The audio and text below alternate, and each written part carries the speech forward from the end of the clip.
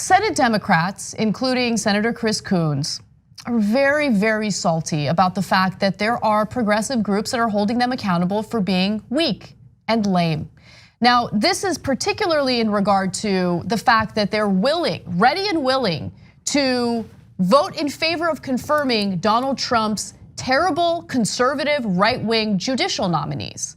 Now, this is something that's been driving me crazy because it's A, not getting enough press attention, but B, I feel like while Republicans have this entire infrastructure set up to ensure that the courts are stacked against Democrats and progressives, in reality, like you have Dems who are like helping them with that without even thinking about building their own infrastructure as a way of balancing this.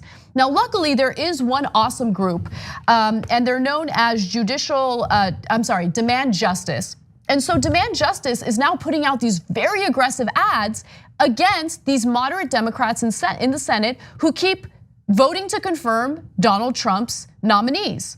So to give you an idea of how bad this has gotten, the most recent dust up actually came in September, according to Politico, when Demand Justice targeted Senator Chris Coons with a 5-figure ad buy for supporting Trump's judicial nominees who didn't explicitly endorse the landmark Supreme Court ruling Brown v. Board of Education. So you had these judges up for confirmation. And these judges in particular were not supportive of Brown v. Board of Education.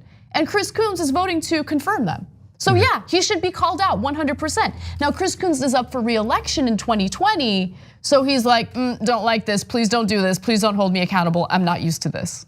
So Chris Coons is one of the most conservative Democrats in the Senate. In fact, Politico wrote a story about how he was, quote, GOP's favorite Democrat.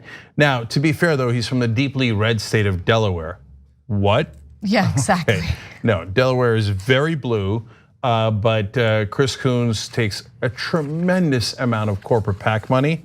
And hey, look at that, he winds up not only voting with Republicans, but helping Republicans a lot. It's not just Trump's crazy judicial nominees that he is aiding and abetting as he stacks the courts.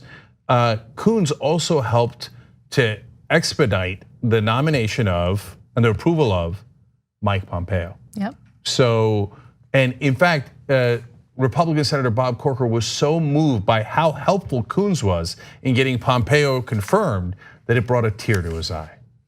So if Republicans ever need a friend in the Senate, Chris Coons is there for them. He's like, hey guys, it's an amazing coincidence. Turns out we have the same donors. Hey, what do you need? You need judicial appointments that you need to speak through? No problem. You need Pompeo? No problem. He's also the co-chair of the prayer breakfast. The prayer breakfast is violently anti-gay. And when I say that, what I mean by that is they send people all across the world to try to pass laws against homosexuality in other countries so that they rip people away from their lives and throw them in jail for being gay. And in Uganda, they were going to execute gay people. Yeah, they were pushing for the death penalty for executions of gay individuals in the country. That's what these right-wingers who are part of the prayer breakfast were doing in other countries. It's disgusting. And in our own investigations and PYT investigations show that they were working in bringing in Russians to meet American politicians at the prayer breakfast to influence them. We even asked Chris Coons about that. He's like, I don't know anything about it. He aids and abets that group by being their co-chair. It's like, oh, no. They might look like right-wing zealots who, by the way, now love Donald Trump, right? That group does. But he's giving them a bipartisan cover by saying, no, I'm the co-chair. This prayer breakfast is great. Now, to be fair to Coons, a lot of Democrats have gone to the prayer breakfast in the past, but now knowing their horrific record, how can you still go, let alone co-chair? So I love what Demand Justice is doing. Oh, they're awesome. And now Fallon, who's the head of the group, used to be one of the top staffers for Hillary Clinton. Yeah. I had him on the Young Turks. You should check out that interview. You can check out all of our interviews on youtube.com/TYT Conversation. Or on TYT.com, and he explained his conversion. He's like, look, after we lost, he's like, I got it. We're not fighting hard enough. Bingo, now he's fighting hard enough, and the Democratic Party is very upset. They don't like it. So Brian Fallon is his name, and he's the executive director of Demand Justice. So let me give you some of the feedback from Democrats in the Senate who don't like what Demand Justice is doing. So first off, in regard to the ad buy that Demand Justice did to call out Chris Coons, Senator Dick Durbin was very disturbed, saying, quote, "That was out of line. I called Chris personally and told him that I stood behind his decision." Oh, I will protect my colleagues no matter how much they help Donald Trump because the club is more important than my voters. Oh, I see what you're saying. Now, obviously I added that part. You saw the actual quote for yourself. Yeah. But that is what Democratic leadership says on a regular basis. I mean, Nancy Pelosi is supporting Henry Cuellar. He votes with Trump 70% of the time. He's anti-choice. He's voted with the banks. He payday lender. He gets money from Koch brothers. He helps Republicans win elections in Texas in really, really close races. Pelosi's like, I don't care. If you're in the club, I'm gonna help you. I don't care how much you help Republicans. Because to them, their own power is much more important than any progressive priority. Now, I want to provide some balance because not all Democrats are against what Demand Justice is doing. There are some individuals who think that this is actually a positive thing. And I think that it's positive because you do need an infrastructure in place to ensure that Democratic lawmakers are serving and representing the individuals who actually voted them into office. And look, remember, you have right-wing groups that have been pushing Republicans to stack the courts with conservative judges. So there's the Judicial Crisis Network as an example. And then there was a group that specifically focuses on the Supreme Court, and I'm forgetting the name of that group. But remember, they gave Trump a list of conservative possibilities. The Federalists. Yeah, that's exactly right.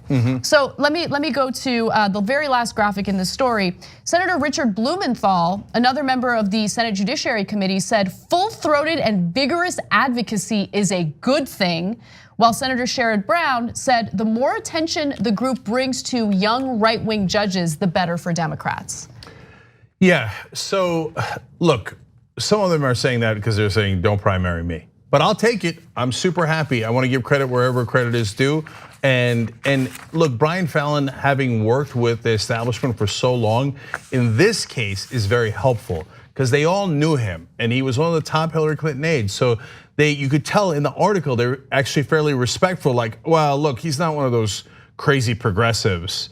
I mean, he was a good guy. We used to work together, and so like, okay, I'll listen to him. I mean, if you were one of my voters, I'd spit on you and progressive, and I gotta listen to you radical progressives, right?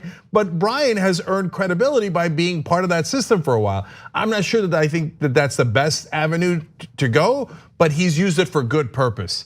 And he's doing a great job now with Demand Justice. This is exactly how politics is supposed to work. It's not just carrots, carrots, carrots, right? It's carrots and sticks. And it's not just sticks for progressives. Sometimes you're supposed to use the sticks for the other party. Trump, the bad guy, remember him, the one you're supposed to be resisting? Brian Fallon and Demand Justice are actually doing resistance. And Coons is doing assistance. And it's your job to call him out. And so we call him out, he calls him out.